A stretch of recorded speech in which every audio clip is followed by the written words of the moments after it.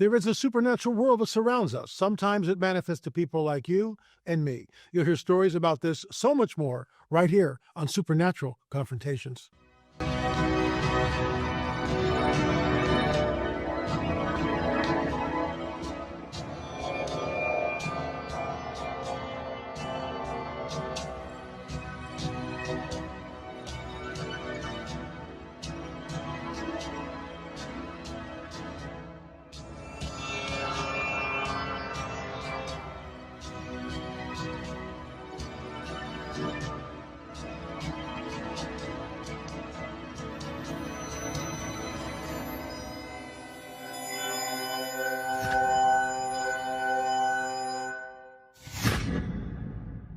We're going to talk about Malaysian flight airlines, Flight 370, but we're going to take a completely different twist on this than most people, and I think you'll find it incredibly interesting. But first, a word from our trusted sponsor. The 401k was never designed to make you wealthy. It was built to shift risk onto you, leaving your retirement exposed to Wall Street's crashes, inflation, and chaos.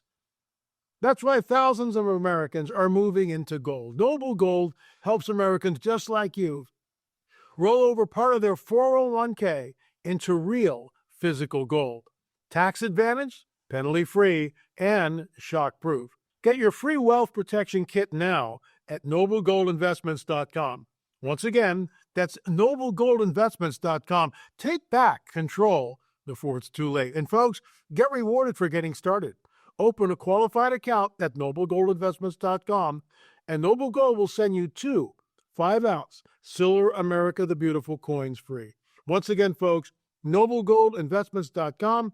Peggy and I invested several years ago, and I have to tell you, we are really glad we did. As with any investment, there's always a certain amount of risk, so look at the information carefully and then make your own decision. So we know, and John, you could put that this shot up on the screen for the folks. So Mondo Gonzalez, my good friend and battle buddy, sent this over to me, and I watched part of it. It was very interesting last night. This is the missing Malaysian Airlines Flight 370. It vanished. It just went off radar. There's all sorts of theories. The pilot committed suicide with the plane. The oxygen went out.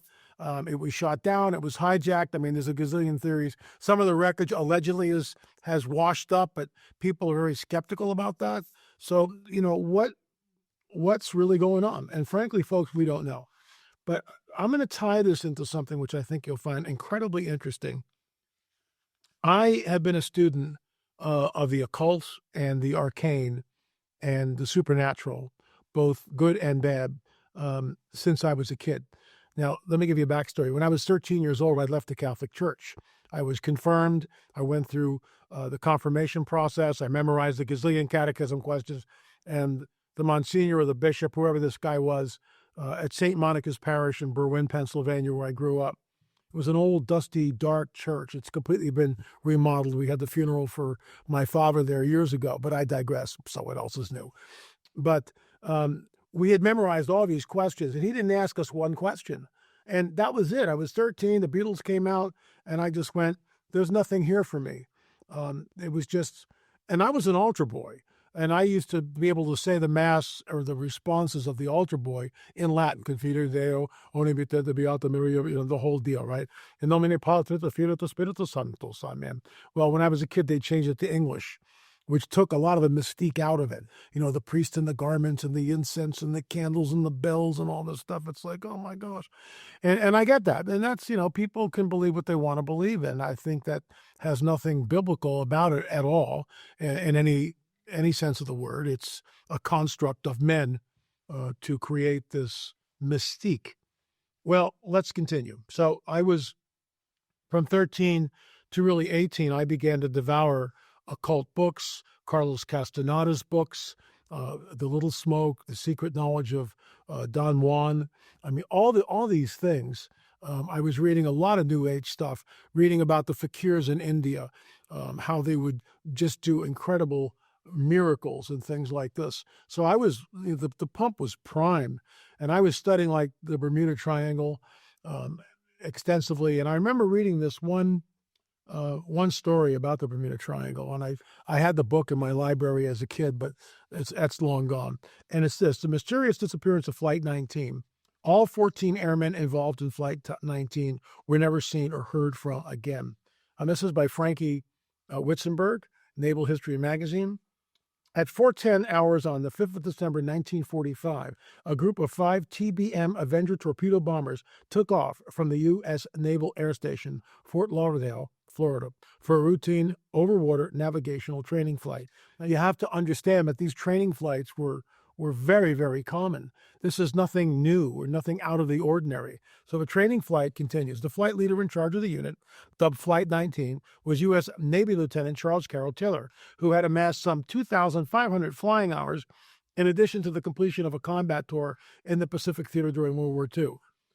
This guy is not Elmer Fudd behind the joystick. He's not. He's a very, very seasoned pilot, and he's taking these other guys out for a training mission. Let's pick it up from there. Taylor and his crew of 13 airmen, some trainee pilots, were to execute navigation problem number 1, described by the Naval History and Heritage Command as the following: depart 26 degrees, 3 minutes north, and 80 degrees, 7 minutes west, and fly 91 degrees, distance 56 miles, to Hen and Chicken Shoals to conduct low-level bombing. After bombing, continue on the course, and it continues from there. And they're about 120 miles out, then returning to U.S. Naval Air Station. So this is a standard run-of-the-mill training session. The weather in the area to be covered by training flight appeared fairly standard. Save for a few scattered showers, visibility and wind speeds were considered to be normal for a training exercise of this nature. The beginning of the exercise was just that, normal. Taylor and his crew made it easily to Hen and Chicken Shoals, where bombs were dropped according to plan, sometimes around 14:30. At 1,500 hours, a recording shows that one of the student pilots in the flight requested and was permitted to drop his plane's last bomb. Flight 19 turned and began to make its way toward the second leg of its exercise, and things took a turn for the strange. A radio message was intercepted from the flight around 1,600 hours, recording a conversation like between Taylor and the pilot of one of the other planes. On the recording, one of the student pilots was asked by a crewman for a compass reading, to which the pilot replied, "I don't know where we are. We must have gotten lost after that last turn." On the same recording, Lieutenant Taylor can be heard saying, "Both my compasses are out, and I'm trying to find Fort Lauderdale, Florida. I am over land, but it's broken. I am sure I'm in the Keys, but I don't know how far down, and I don't know how to get to Fort Lauderdale." Soon after, one of the planes in the flight called in to the NAS Fort Lauderdale to report that they were lost. Operators at the NAS tried many suggestions, from switching radio frequencies to the search and rescue frequency, to employing Taylor to turn on his YG transmitter so that his location could be triangulated. For whatever reason, these attempts were ignored by Taylor and the other pilots of Flight 19. In one of the recordings, a member of the flight can be heard exclaiming, "Doggone it, if we would just fly west, we would get home. Head west." Taylor ordered the flight east. By this time, weather conditions in the area had deteriorated, and the sun had set. A handful of land-based radio stations were able to triangulate Flight 19's position as being somewhere north of the Bahamas and significantly off the coast of Florida. Despite this knowledge, the flight's location was not adequately reported to Naval Air Traffic Control personnel at Fort Lauderdale. At 18:20, the last messages from Flight 19 was received. Get this: Taylor was heard saying, all planes close up tight. We'll have to ditch unless landfall. When the first plane drops below 10 gallons, we all go down together." And this is the plane that went and searched for them. The picture I just showed you is a Navy PBM-5 Mariner, U.S. Naval Institute Photo Archive. Thanks for that. All 14 airmen involved in Flight 19 were never seen or heard from again. But these 14 men wouldn't be the only men to vanish into thin air on December 1945.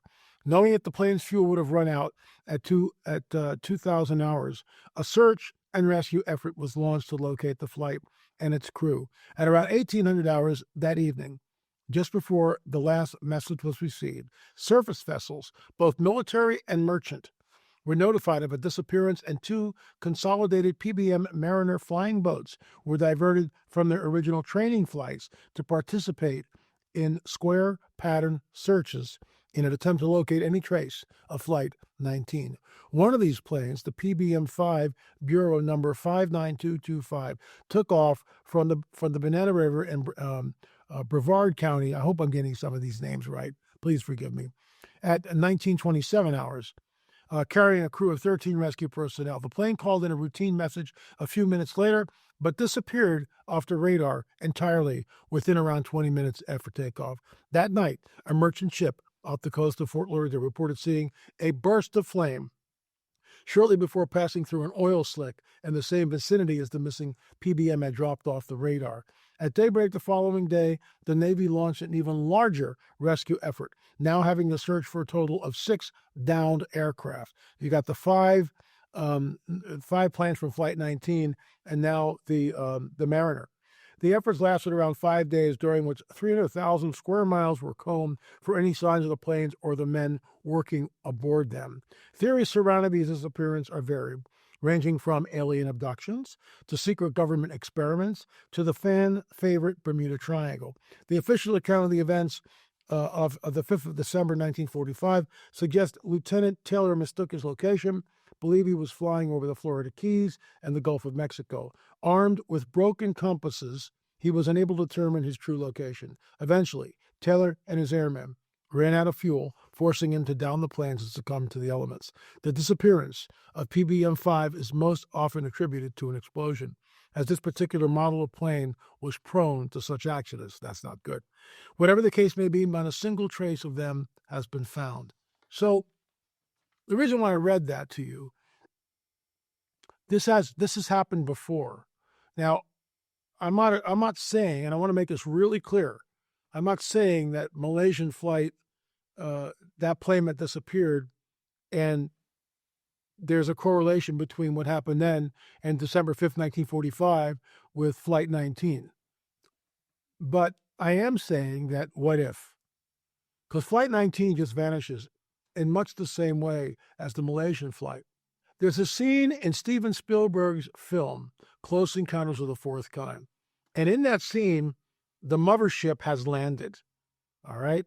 And the government's there and everybody's there and they're communicating. Out of the ship, before the little grays come out of the ship come the lost airmen from Flight 19. Here's the deal. It makes me wonder, why did they put that in there? Is it predictive programming? And I realize for some of you, this is conspiracy theory. I'm just questioning. I'm not saying that that's what happened, but it is a possibility. We know that people are abducted. Absolutely. Stolen Seed, Evil Harvest, our book that we published by Karen Wilkinson, flying off the shelves. It's now in its 2nd printing. People are taken. Hybrids are being created. This is not the stuff of conspiracy theory. On Bret Baier, a few years ago, this is one of the rungs on Disclosure Ladder, Baier stated on the record that some women taken aboard UFOs find themselves pregnant. This is Fox News. Fact checkers. So go fact check Bret Baier. We're not making this stuff up. Here's what I think is happening. Why would Spielberg have the flight crew from Flight 19 come out of the UFO? Why? What does he know that we don't? Is it predictive programming? I have no way to know that. I do find it interesting that no trace, as of 2020, according to the research I did for this little segment on supernatural confrontations, no trace of the planes have ever been found. Nothing. Nothing. Where did they go? Maybe someday we'll find the wreckage. We don't know. As far as the Malaysian Airlines flight, that remains a mystery.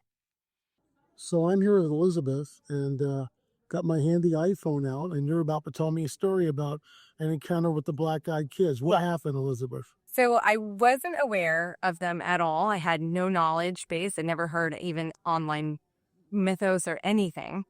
And so my second-born child was 3 months old. We went to the Walmart in Loveland, Colorado off of Dunbar Avenue, and we had to pick up just a few things. My husband needed something from just small items from auto, whatever. We go to the self-checkout, and I felt the Holy Spirit call into me and say, look about the room. So he was at the register with the baby and the little carrier, and I turned and I listened to him, and I scanned the room behind the registers, and I saw out of my peripheral these two individuals standing at another register a ways away. And as soon as I scanned, I saw their eyes, and both of their heads locked onto me simultaneously. And they both peered at me, but I didn't stare. I didn't look at them at all. I just scanned back because it was so distressing to me to see what I saw. They were very, very pale-skinned. They looked like preteen. One was male, one was female. Completely black eyes, nothing there. How tall were they? They were relatively good size. It's hard to say. I think the female was shorter than I am. I'm 5'4", and the male was slightly larger than him. But the hairs, everything was perfect. Not even a wig has that perfect hair, straight black hair. I mean, the cut was perfect around the eyes. Everything was no imperfections. Not like, we have our flyaways, all of, we look disheveled. Nothing, completely. So when they turned to you simultaneously. Simultaneously. They both looked. Yes, both heads. So they knew. They knew. They saw me seeing them, and so I didn't peer. I scanned back to my husband, and my heart just was racing, and what just happened to me? So I was speechless. I couldn't speak to my husband. He was busy. And so we checked out, and we were going to go to the photo gallery. You know how they used to have where you could do photography in the front of the Walmarts. So we go. He sits down with the baby. We're going to do 3-month-old with wherever my son is. And we sat down. I sat next to my husband, and I couldn't even articulate what I just saw. It was like a mortifying feeling, and they were far away from me. So I sit down, and then I look up, and they both simultaneously walk by. And as they were walking, both, again, their heads turned directly on me simultaneously. Their steps were in sequence, just boom, boom. And they peered at me deeper than anything has ever looked at me. I had never felt that in my life. And they just passed by, and then they just stared at me. Did your husband see them? No, he was completely oblivious. He was with the baby. He was just, he was here, and it was like I knew they were going to cross that wall. And you're just like, I was dumbfounded what I just witnessed. I had no idea what I saw. And so months go by, and I'm listening to you on a podcast because I was really into your work at that time. And you start talking about the black-eyed children. And it was my birthday. I remember it was 2012 at that time. And it must have been my birthday that March. And I'm screaming hearing you talking about this because it was exactly what I saw. And that was the full circle. And I was just like, this is insane. So that's what I witnessed. I don't know what it means. I don't know why God wanted me to see them, but they saw me. That was the thing I got out of it. You describe them as, good or evil? Oh, definitely evil. Really? I could feel it from afar. Did you get any mental communication with them at all? No, I felt like because I've had a lot of experience with demons and things trying to attack our family and things like that. I've always known how to deal with them. Scream out the name of Yeshua, tell them to get back. So I didn't have fear. It was just it wasn't like I've heard of after when I researched these things, people having such tremendous fear come over them. I've always known my authority in God, and I didn't feel like that. I feel like that was like if they wanted to fight, I was ready to let's go. So I just knew what I was looking at was perverse. It was strange. It wasn't just some crazy goth kids that wanted to haunt tags. The movement is what really triggered it for me. They were in sync. Yes, you can't even do that in a music video. You have to take after take after take just to get that. The steps were in synchronous. Everything. The hair was perfect. The outfits were all dark clothing. And I'm like, this is not right.